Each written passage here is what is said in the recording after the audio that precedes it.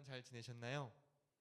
네, 날씨가 이제 많이 추워져서 이제 일교차가 좀 많이 커졌습니다. 여러분 건강에 유의하시고 매일의 삶 가운데 하나님을 만나고 또 동행하시는 우리 청년들이 되시기를 바랍니다. 네, 우리가 계속해서 지금 승리하는 믿음에 대해서 함께 이야기를 나누고 있는데요. 우리 다니엘과 그 친구들의 삶을 통해서 하나님 우리 어떤 믿음을 갖기를 원하시는지 우리가 함께 계속해서 보기를 원합니다. 오늘은 특별히 그리 아니하실지라도 라는 제목으로 함께 말씀을 나누길 원하는데요. 많이 들어보셨죠? 네, 우리 복음성가 옛날에 이거 되게 많이 불렀는데 혹시 기억하시나 모르겠어요. 우리 청년들은 아시나요? 네, 그리 아니하실지라도 굉장히 경쾌하고 밝은 곡의 CCM이었는데 사실 오늘 말씀의 어떤 내용들을 잘 살펴본다면 이 복음성가의 경쾌한 멜로디가 그다지 어울리지 않는다라는 것을 우리가 좀 알 수 있겠습니다. 어, 오늘 우리 이 믿음을 살펴볼 때에 지금까지 다니엘에 대해서 우리가 이야기를 나눴는데 다니엘과 함께했던 세 사람의 친구가 있습니다. 네, 하냐냐, 미사엘, 아사랴. 그리고 이게 유대식 이름이고 오늘 나오는 사드락, 메삭, 아벳느고는 이제 개명한 바벨론식 이름입니다. 다 같은 사람이에요. 그러니까는 하나냐가 사드락이고, 네, 미사엘이 메삭이고, 아사랴가 아벳느고예요. 그래서 옛날에 우리나라도 일제 강점기 시절에 그런 때가 있었죠. 식민지 된 백성들한테 그 일본식 이름을 쓰게 하고 상시 개명을 하도록, 그래서 그 나라의 어떤 문화와 언어를 사용하도록 우리나라도 그런 역사가 있는데 이때 이 사람들도 마찬가지였다는 겁니다. 바벨론으로 포로로 끌려갔기 때문에 예전에 이제 본래 가지고 있었던 이스라엘의 유대인식 이름이 있지만 이제 개명을 해서 바벨론식 이름도 가지고 가고 또 바벨론의 언어와 문화들을 계속해서 배워 나가는 거죠. 그래서 이 사람들에게 지금 느부갓네살 왕이 오늘 본문에 다 읽진 않았지만 그 앞뒤를 이렇게 좀 본다면 한 가지 요구한 것이 있습니다. 그게 뭐냐면 금신상에게 절을 하라는 거예요. 금신상. 왜 하필 금신상일까요? 여러분 지난주 말씀을 기억하십니까? 네, 느부갓네살 왕이 꿈을 꾸었는데 이 꿈을 해석할 사람이 없어서 다니엘을 불렀죠. 그때 다니엘이 뭐라고 이 꿈을 해석했습니까? 머리는 금이고 은, 그다음에 동, 그다음에 철과 또 나머지 진흙이 섞인 이 신상을 왕이 보셨습니다. 근데 이 금이 뭐라 그랬죠? 머리가 바로 바벨론 제국 느부갓네살 왕 당신이십니다. 그래서 이 해석을 듣고 너무 기분이 좋은 거예요. 이 바벨론의 왕이 그래, 내가 그 중에 많은 뒤에 이어질 그 제국들 가운데 내가 우두머리라고, 내가 가장 빛나는 금과 같은 머리구나. 그러면 이 신을 내가 신상으로 만들어서 우리 제국에 딱 세우면 어떻게 될까요?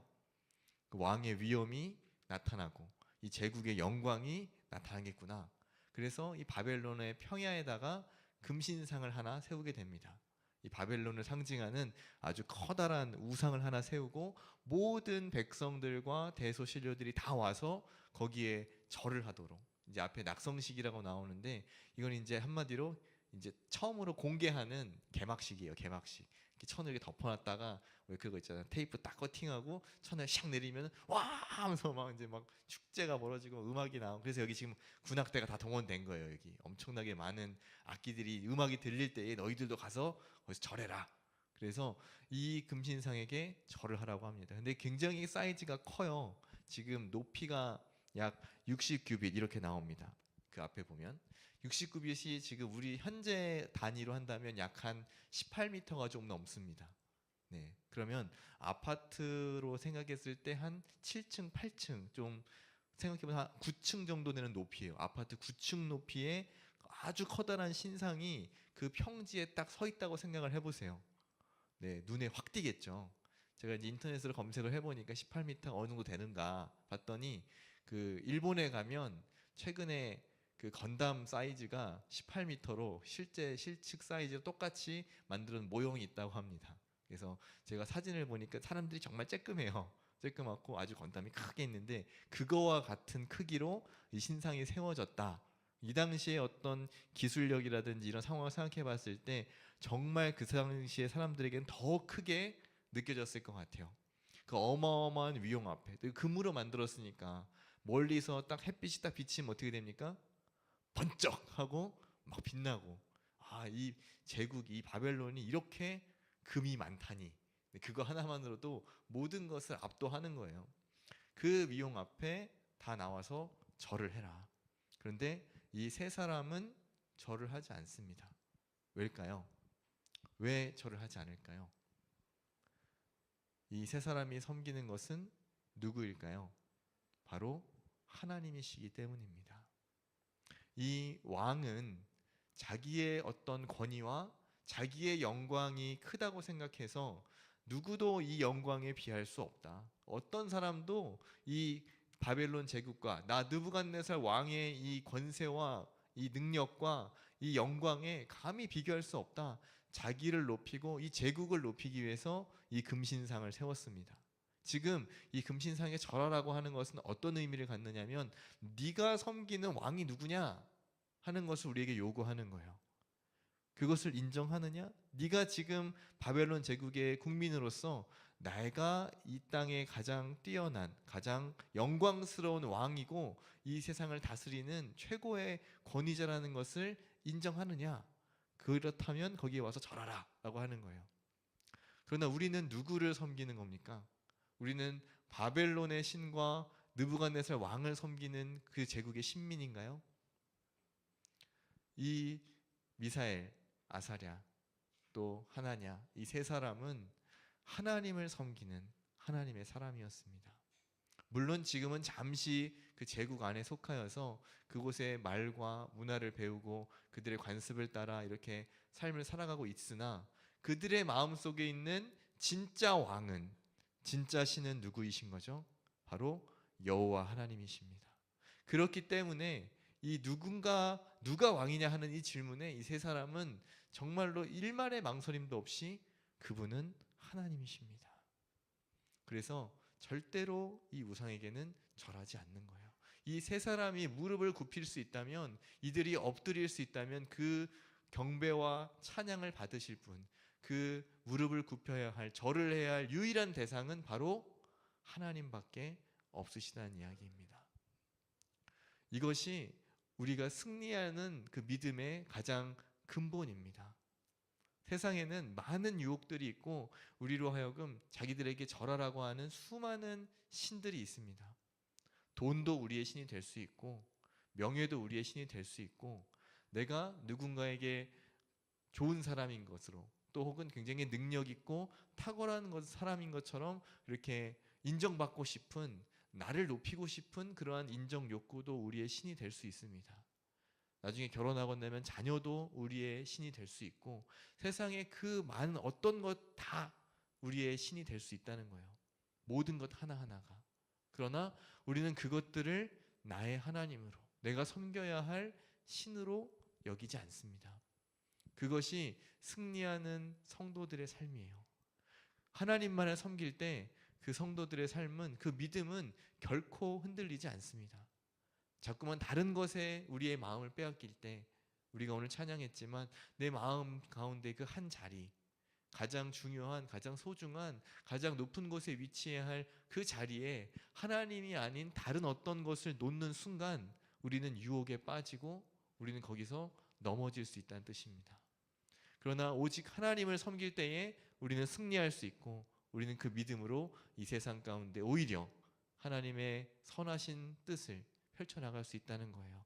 오히려 하나님의 선한 영향력을 우리는 펼쳐나갈 수 있습니다. 그때에 우리는 진정으로 세상의 빛과 소금의 역할을 감당하는 주님의 사람들이 된다는 것입니다. 중요한 것은 이 믿음을 우리가 어떻게 고백하느냐 하는 거예요.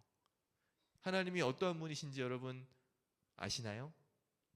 네, 이미 어느 정도 다 알고 계세요. 여기 이렇게 모르시는 분이 그렇게 많지 않아요. 하나님 전능하신 분, 하나님 세상 창조하신 분, 하나님 나를 구원하신 분, 하나님 모든 걸 채우시는 분, 하나님은 부활이시고 생명이시고 사랑이시고 다 알아요. 그런데 현실 가운데 실제로 내가 그 앞에 섰을 때에 그 믿음의 고백이 내게 있느냐 하는 거죠. 이것과 그것은 별개예요. 아는 것과 내가 그것을 믿고 받아들이고 내 입술로 고백하고 그것을 실천해 나가는 것은 전혀 다른 영역이라는 것입니다. 오늘 이 세 사람은 그것을 믿음의 고백으로서 보여준 사람들이에요. 얼마만큼 그분을 신뢰하는가, 또 그분을 의지하는가, 또 그것을 내 삶에서 나타내는가. 이 믿음이 삶의 행위로 나타날 때 그 믿음이 진짜 믿음입니다. 우리가 예수님을 만났다면, 하나님을 신뢰한다면 우리의 삶은 자연적으로 변화가 되게 돼 있습니다. 왜냐하면 복음에는 능력이 있기 때문입니다. 정말로 복음을 경험했다면, 복음을 내 삶에서 부딪혔다면 우리는 바뀌지 않을 수 없어요. 내가 아직 안 바뀌었다, 내가 조금 덜 바뀐 것 같다, 그러면 내가 아직 좀 덜 만났구나, 내가 조금 더 강력하게 복음의 능력을 경험하지 못했구나, 이렇게 생각하시면 돼요. 왜냐하면 복음은 지금까지 변화된 것이 없고, 이 복음엔 능력이 있고 힘이 있는데 하나님의 능력이 잘못될 리는 없기 때문입니다. 예수님을 만난 그 우물가의 사마리아 여인은 어떻게 바뀌었을까요? 그는 예배의 자리로 나아왔습니다.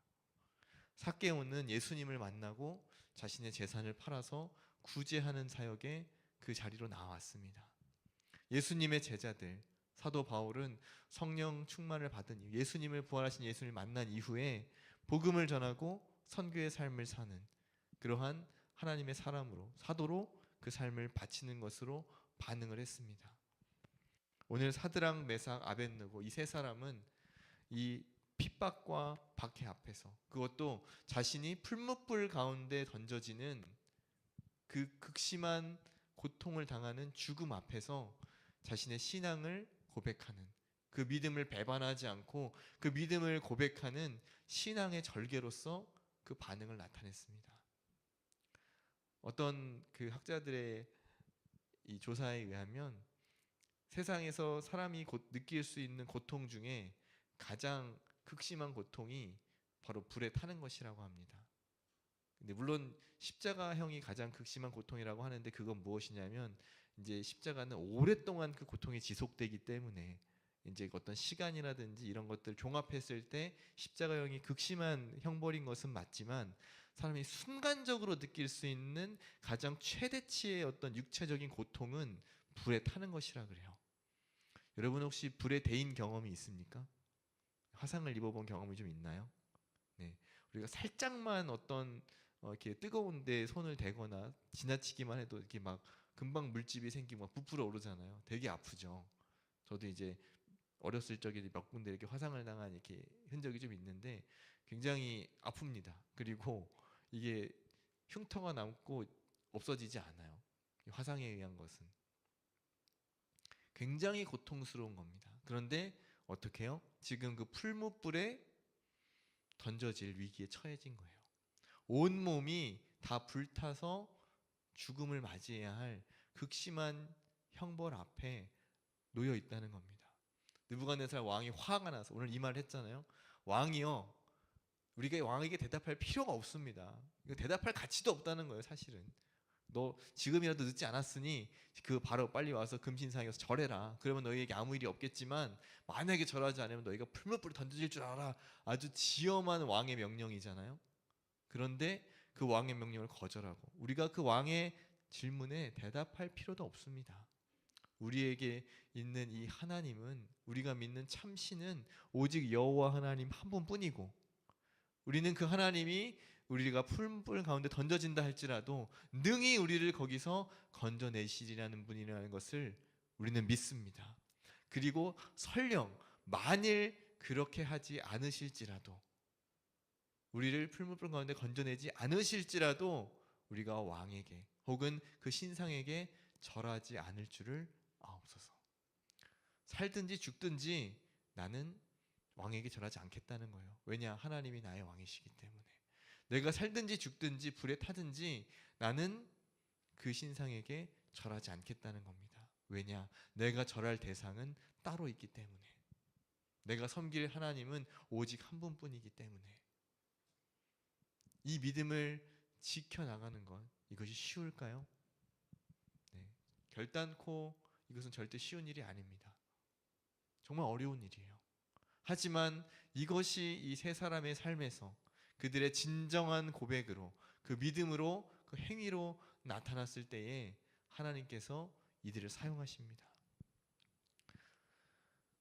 여러분, 우리 한국 교회에 그 많은 신앙의 좋은 신앙의 선배들이 계시지만 그 중에 주기철 목사님이란 분이 계세요.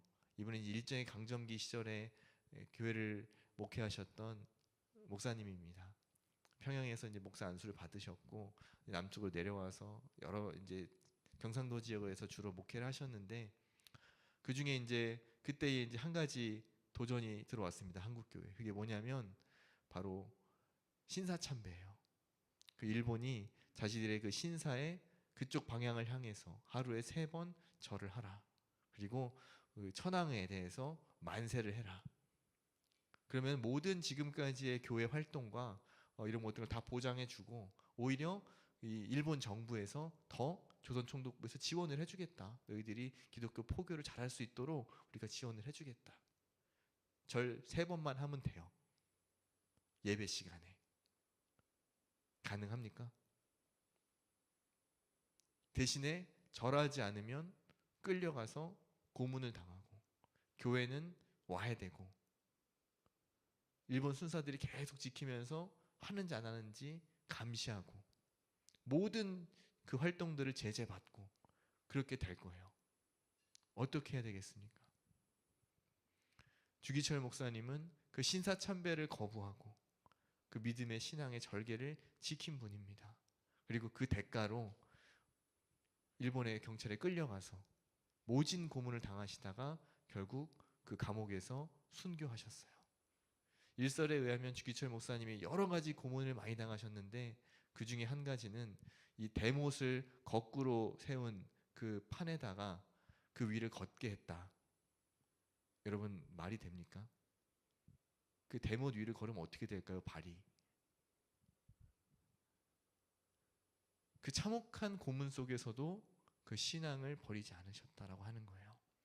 일사각오라고 하는 주기철 목사님의 아주 유명한 설교가 있습니다. 네.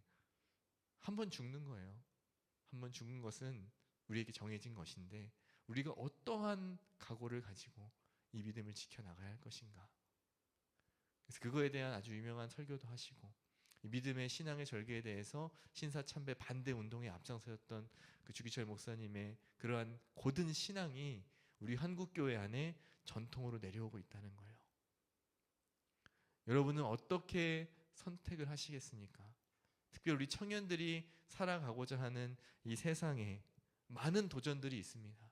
여러분이 살아가면서 만나게 될 수많은 유혹과 도전들이 있어요. 지금 이 사드락 메삭 아벳느고는 이 금신상에게 절한, 눈에 보이는 신상에게 절하고 눈에 보이는 이 불 가운데 던져지는 이 형벌이, 이 박해가 지금 눈앞에 보이지만 우린 눈에 보이지 않는 금신상이 우리에게 있고 눈에 보이지 않게 절하면 사람들에게 티나지 않고 오히려 더 잘할 수 있는 그런 환경들이 조성되어져 있습니다.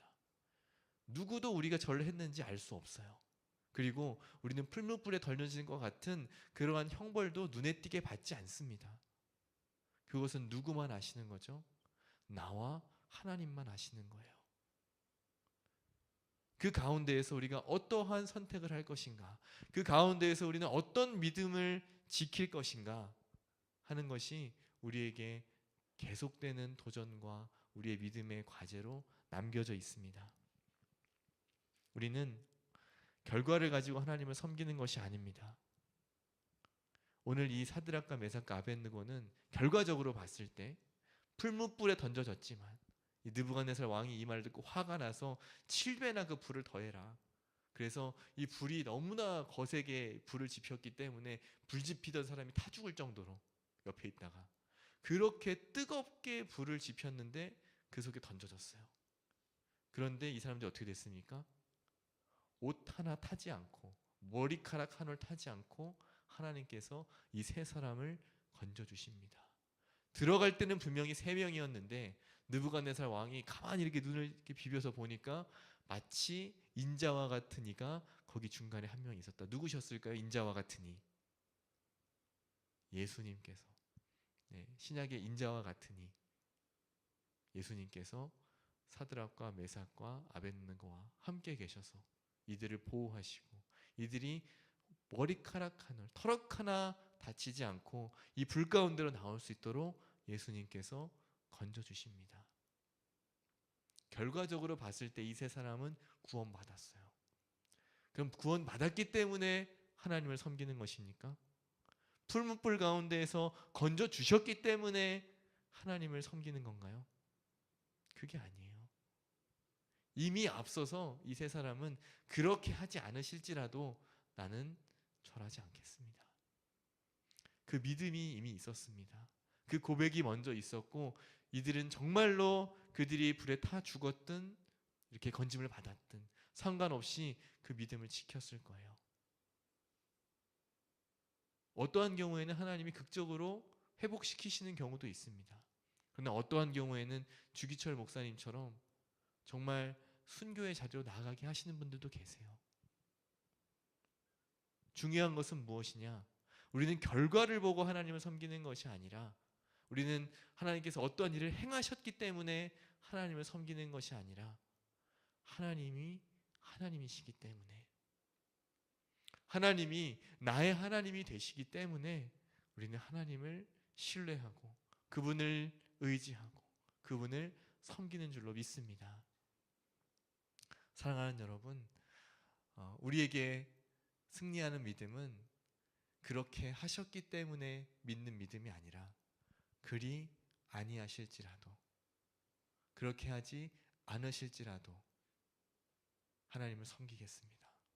하나님을 신뢰합니다. 하나님을 따르겠습니다. 하는 믿음입니다. 그럴 때에 그 어떠한 유혹에도 우리는 흔들리지 않고 그 어떠한 풍파가 다가와도 낙심하지 않고 이 믿음의 길을 끝까지 헤쳐나갈 수 있을 줄로 믿습니다. 그리고 하나님은 결코 우리를 혼자 두지 않으시고 오늘 풀무불 가운데에 예수님께서 함께 계셨던 것처럼 언제나 우리와 함께 하시며 우리의 손을 붙잡아 주시고 우리와 동행하시는 또 우리를 그 풀무불 가운데서 건져주시는 구원하시는 그 하나님이신 줄로 믿습니다. 사랑하는 청년 여러분, 담대함을 가지십시오. 여러분, 낙심하지 마시고 지치지 마시고 넘어지지 마시고 넘어질 수는 있어요. 그러나 넘어졌을 때에 주님을 의지하십시오. 낙심될 때에 하나님을 찾으십시오. 어려움이 생겼을 때 주님 앞에 나아가십시오. 그러면 우리의 모든 것을 아시는 하나님께서 우리의 어려움과 우리의 슬픔을 아시고 그 모든 것을 주관하시는 하나님께서 우리를 그 어려움 가운데서 건지시고 우리의 아픈 마음을 위로하시고 우리와 날마다 동행하시며 또 승리하게 하실 줄로 믿습니다. 참된 믿음은 어떤 상황이라도 하나님이 선하신 분이다 라는 것을 믿고 고백하는 믿음입니다. 설령 지금 그것이 내 눈앞에 당장 보이지 않을지라도 하나님께서 반드시 선하게 이루신다. 하나님이 나를 가장 좋은 길로 인도해 주신다 라고 믿는 믿음이 바로 참된 믿음인 줄로 믿습니다. 우리 모든 청년들에게 이러한 참된 믿음, 그리 아니하실지라도의 이 승리하는 믿음이 날마다 있는 우리 청년들 되시기를 간절히 바랍니다. 함께 기도하겠습니다. 기도하실 때 여러분 그렇게 기도했으면 좋겠습니다. 하나님, 여러 가지 어려운 상황들 또 이 새 친구들과 같은 이런 유혹과 박해 앞에서 우리가 승리하기를 원합니다. 우리가 다른 것에 무릎을 꿇는 것이 아니라 우리의 무릎은 오직 하나님 앞에서 꿇기를 원합니다. 다른 것에 마음 빼앗기지 않고 신앙의 절개를 지키며 하나님만 높이는 그런 입술이 되길 원합니다. 하나님, 세상의 유혹과 시험들이 우리에게 많으나 그 모든 것들을 이겨내고 주님과 동행하며 날마다 승리하는 삶을 살게 하여 주옵소서. 여러분 자신과 또 여러분의 가정과 또 여러분의 앞길을 위해서 함께 기도하며 나아가겠습니다.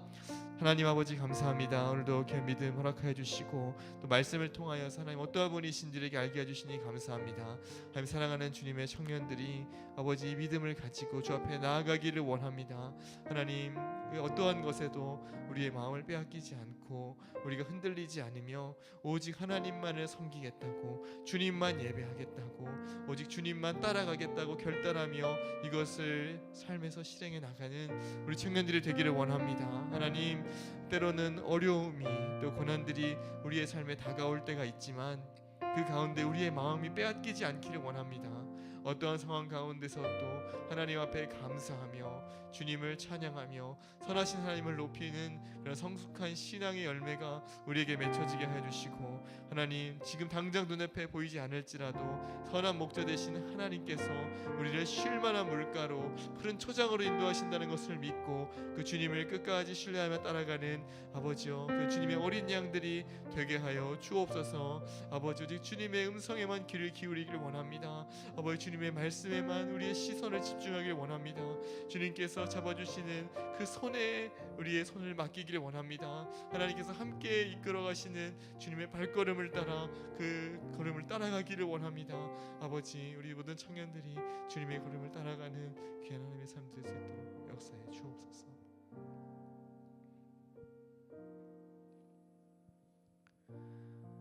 하나님, 우리 앞에 놓여진 여러 가지 상황들 앞에 때로는 마음이 흔들릴 때도 있고 또 낙심될 때도 있고 무너질 때도 있습니다. 영적인 침체가 올 때도 있고 아무것도 할 수 없이 무기력해져서 그렇게 넘어져 있는 나의 모습일 때도 있습니다. 그러나 그럴 때마다 하나님은 언제나 먼저 찾아오셔서 우리의 마음을 위로하시고 우리 눈에 눈물을 닦아주시고 우리의 손을 잡아 일으켜주시는 그런 좋으신 분인 것을 고백합니다. 우리 사랑하는 청년들이 입시와 또 취업 준비와 결혼과 군복무, 해외 유학, 또 여러 가지 삶의 눈앞에 놓여진 상황들 가운데 오직 주님을 신뢰하기를 원합니다. 육체의 질병과 또 가정 안의 여러 가지 어려움들, 관계 가운데에서의 아픔들 하나님께서 만지시고 회복해 주시기를 원합니다. 풀무불에서 이 세 사람을 건져 주셨던 것과 같이 우리 청년들을 건져 주시고 하나님의 놀라우심과 하나님의 사랑과 하나님의 은혜를 경험할 수 있도록 우리 청년들의 삶 가운데 역사하여 주옵소서. 그리하여 우리가 결과에 의존하지 않고 그리 아니하실지라도 나는 하나님을 따르겠습니다. 그리 아니하실지라도 하나님을 신뢰합니다. 그리 아니하실지라도 나의 마음을 빼앗기지 않겠습니다. 그리 아니하실지라도 나의 삶에 내 영혼의 주인이 바뀌지 않겠습니다. 그렇게 고백하며 나아가는 우리 모든 청년들이 다 되게 하여 주옵소서. 언제나 주님께서 역사하실 것을 믿사오며 예수님의 이름으로 기도합니다. 아멘. 이제는 우리 구주 예수 그리스도의 은혜와 하나님 아버지의 한이 없고 크신 사랑과 성령 하나님의 교통하심이 그 어떤 상황 가운데서도 하나님을 섬기고자 하나님을 따르고자 결단하고 고백하며 나아가는 이것을 삶으로 살아내고자 몸부림치는 우리 청년들에게, 함께 예배하는 우리 모든 성도들에게 이제로부터 영원토록 함께 있을지어다. 아멘.